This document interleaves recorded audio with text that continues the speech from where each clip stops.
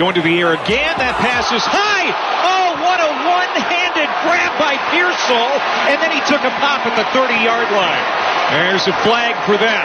Unbelievable catch. Oh, number one set it up so nice, too. He knew he was going up with one hand the entire time. Little ball was a little high, and one jumps up there and snags it. Now, back to Steiny and Guru on 95.7 The Game. All right, that was from the Florida Radio Network.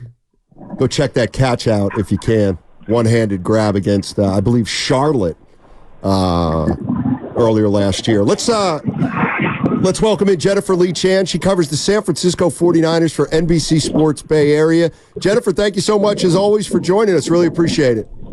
No problem. Sorry, it's a little windy right now. I'm going to get into my car, so it'll be a little quiet, but it might be a little noisy for about the next 15 seconds. Okay, no problem at all. It's windy outside. What the heck? Yeah, I know it. Let me ask you this. I'll just start here. Were you surprised by the pick or not? I was not surprised it was a wide receiver, but it was not a guy who was on my radar at all. But obviously, he was on the 49ers radar.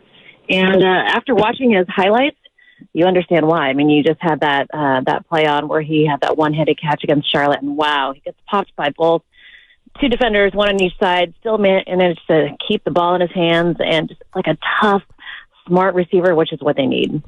Jennifer, I'm so conflicted because earlier this week there was whispers and rumors about maybe Aiyuk gets traded. Now the same whispers are out there about Deebo.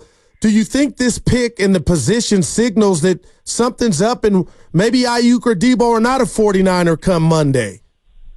No, I don't think they trade either of them, especially after getting to the first round of the draft, because if they were going to accept a trade offer from anyone, I think it would have had to have included a top 10 or top 15 at least pick, because those are two guys that have been, you can tell that they've got such good production. They've, historically been great for the offense, and they're proven. You're not going to go and give away your proven receivers for a guy who's a second round pick. I just don't think it's going to happen. There's going to have to be incredible compensation, and in the second round of the draft, I just don't think any other team can do it. And I honestly never thought they were going to trade either of them. So I figured they would take a skill player in that first round, just because even though there was all that talk about offensive line, I think a skill player is what changes your game, and that's what you take as your first pick in the draft. Jennifer Lee Chan joining us on 95.7 The Game. She covers the San Francisco 49ers for NBC Sports Bay Area. Yeah, I don't know why, but when I saw the pick, my first thought was, well, they're not moving Deebo or Brandon Aiyuk because there's no way they're going into what they still think is a championship window with a rookie wide receiver. Like in their starting lineup. So I guess my question to you is, assuming those two guys are kept, how much playing time or what role do you realistically see for Ricky Pearsall? I mean, I think they'll see how it goes. But, I mean, also, again, he's a smart wide receiver. I mean, Kyle Shanahan said that more than once, which means that his kind of development is going to be a little bit faster than we've seen from other wide receivers that they've picked in the draft. So I think he's going to be involved quickly. He's also a punt returner, kick returner. I know they brought back Trent Taylor, but losing, guys who have done that in the past, that's a need. I mean, we saw what happened with Ronnie Bell. They thought he was going to be the guy, and it didn't work out. So, Ray McLeod going to Atlanta, that was a void in the roster, and so they needed to make sure they had a guy who could do it. And Trent Taylor's on a one-year deal. Maybe if Ricky Pearsall doesn't get a whole lot of playing time this first year, he definitely will get it in the second year. Jennifer, let me ask you this. The Niners pick with the 63rd pick in the second round about a few hours. Do you have a gauge of what position you think they'll go with that pick? I think they go defense. I honestly think they go cornerback. I mean, you look at how many offensive players were picked in that first round. There's still a lot of talent on the defensive side that are available in the draft. I mean, so many guys that can fill in at nickel or at corner. I mean, we saw that was a definite need in last season's defense. Diamondre Lenoir can play inside, but then they're vulnerable on the outside. So they really need to get a guy who can play the nickel position. Diamondre Lenoir's coverage skills are so good. I don't know why you would move him to the inside unless you really have to. So I think they're looking for a nickel, leave Diamondre Lenoir, Charvarius Ward on the outside, and then looking ahead, both of those two cornerbacks are free agents coming in 2025. Jennifer Lee Chan joining us on 95.7 The Game.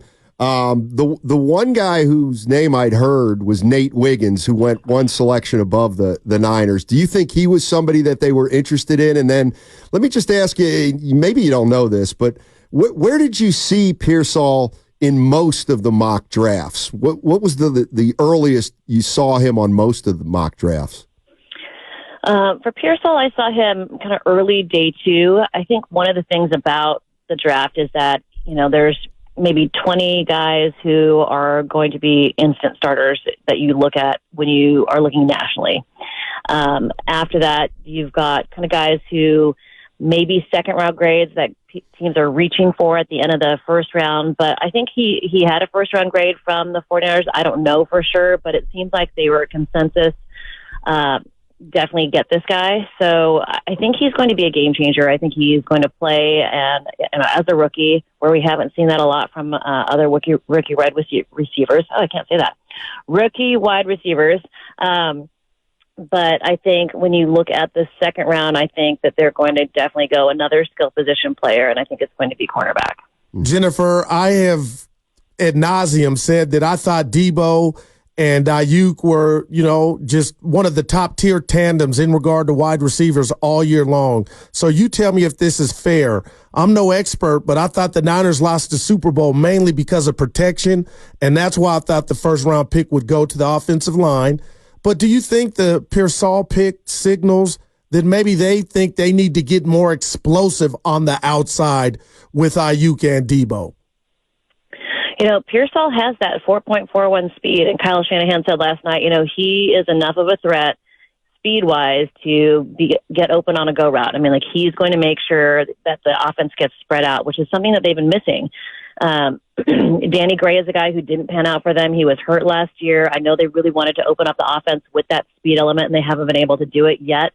I mean, not that Deebo Samuel and Brandon Aiyuk are slow, but that extra little bit of speed makes a big difference. So I think that can really help. And the 49ers haven't lined up 3 wide receivers that often, and this gives them the opportunity to do that, which makes their offense have another dimension. Jennifer Lee Chan joining us on 95.7 The Game. She covers the San Francisco 49ers for NBC Sports Bay Area. 49ers selected Ricky Pearsall with the 31st pick in the draft. It's a wide receiver. How important do you think it is, assuming they're going to keep Aiyuk and try to get him under contract? What becomes the priority now? Getting him under contract in a timely manner, or do you expect this to be a kind of a Bosa situation? I don't know if it necessarily gets to the Bosa situation, because you look at the wide receivers that are getting their contracts done. So that kind of sets the parameters on what they need to pay Brandon Aiyuk. It's kind of what they did with Deebo Samuel. Once the wide receiver contract started getting done for that year, there was a bump in how much they're getting paid this season with the cap going up.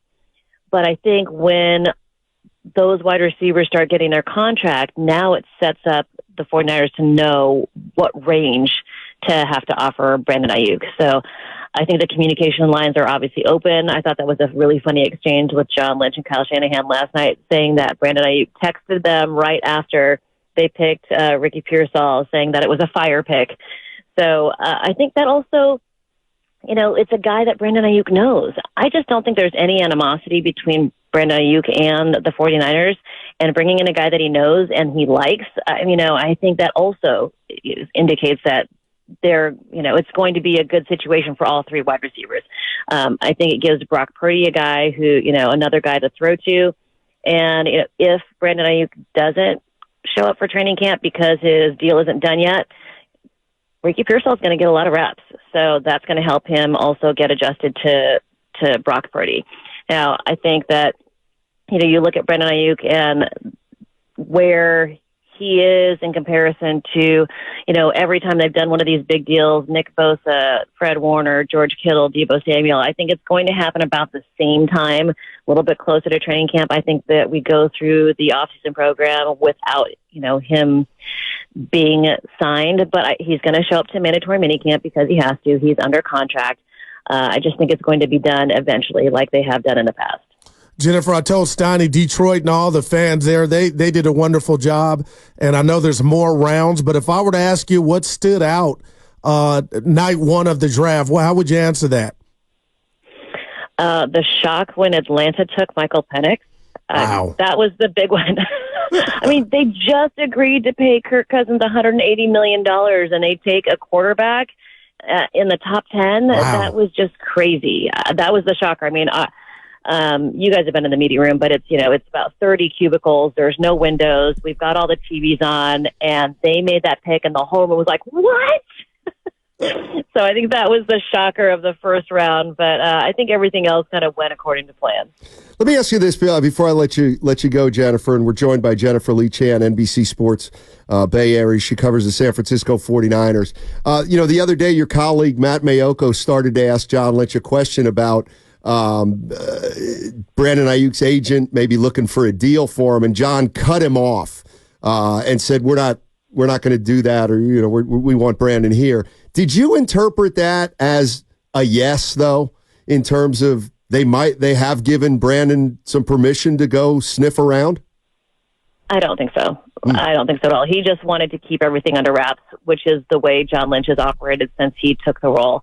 And don't forget, John Lynch is friends with Brandon Aiyuk's agent. They have known each other for quite some time. So I think, it's an amicable relationship. I just don't think there's going to be any contention between the two parties. I think there's kind of this like, hey, it's going to get done. We'll figure it out. It's just going to take, figuring out those smaller details. And that's what happened with Deebo Samuel. I mean, I think they had the numbers, but it was trying to figure out, where it would all fall within the contract, the guarantees, injury outs, all that stuff. I think, it's the smaller details. I think the numbers are kind of in place when you look at, all the other wide receivers that have done deals.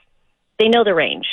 It's just the smaller aspects of the contract that'll need to get figured out. Jennifer, one little quick one here. What position on the O-line do you think needs the most attention? Guard or center. It's got to be a guy who can play all three interior positions. Aaron Banks is a free agent next year. John Feliciano said this is his last ride. So you've got two guard positions that are going to need to be filled in 2025. I don't think Spencer Burford is long for this roster after what happened in the Super Bowl. And so I think they're going to look for a guy who's interior. I think they're actually set for this year. I know fans go nuts and they're like, why are they taking offensive line in this first round? But honestly, by the time they got to the 31st pick, there wasn't a guy who was worth them reaching for it, right? Mm-hmm. So all the high talent guys went in the first, 10 to 15 picks. And then once you get to the 31st, okay, then it's more worth it to get a wide receiver who's going to be able to change your game than an offensive tackle who may or may not be able to play this year. But they are going to, continue to look forward. I expect them to take an offensive lineman at some point in this draft. Just not sure where it is. I don't think it's in the second round.